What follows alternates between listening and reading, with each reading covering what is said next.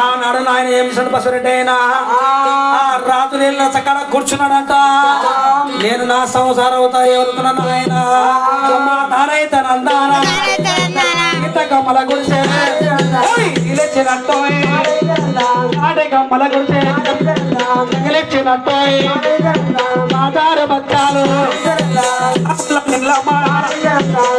కుండలేదు లేదు వెళ్ళి పోవాలి కట్టేలు దేవాలి ఎవడో నౌకాలు గంగో పనకమ్మో వాయిలైన మర ఉండనమ్మా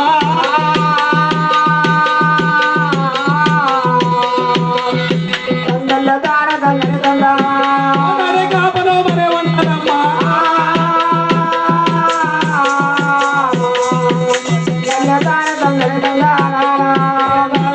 నాయన మోటాడు కబులు నేనుండా నా సంవత్సరం ఉండదు పక్కంతా. నా తమ్ముడు పెళ్లిడికి వచ్చిండు నేను కట్టబడుతున్నాడు ఆయన తొడిగి చెప్పు తొడుతున్నాను చెప్పి ఆనాడు బసరెడ్డి ఏమి చేస్తున్నా అంటే అది నేను రథకాడ కూర్చొని ఆయన చింతలు చేస్తా ఉండాలి బసవయ్యా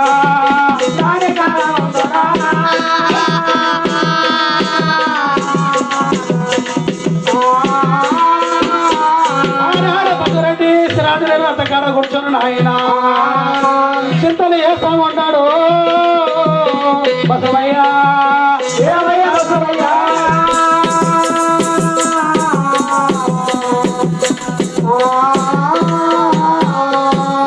బసరెడ్డి చింతలు చేసి వచ్చారు ఆయన రాత్రి కూర్చున్నాడంట. ఎప్పుడైతే చింతలు చేసే వరకల్లా ఆనాడు పోలీసు సమాచారం ఏం చేస్తారంటే ఊరు తిరుగుకుంటున్న ఆయన పువ్వుల్ని కడుక్కుంటా తిరుగుకుంటా తెలకెళ్ళి వచ్చిండు. ఆ గోయల గంధాన పట్ట వెళ్ళిచ్చినట్ట అది గరి బసవయ్యా ఏమి జరిగినారే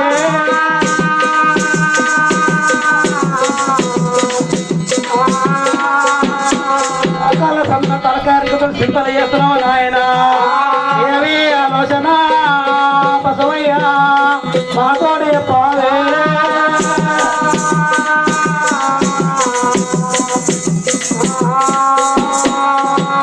ఏమి లేదు నాయన బసవని నాయన ఎందుకో చింతలు చేస్తున్నావు నీవైనా ఏమి లేదు సహకారి నాయన వాళ్ళుండే మోటారు కావాలి నాయన సంసారం పేద సంసారం ఉంటది.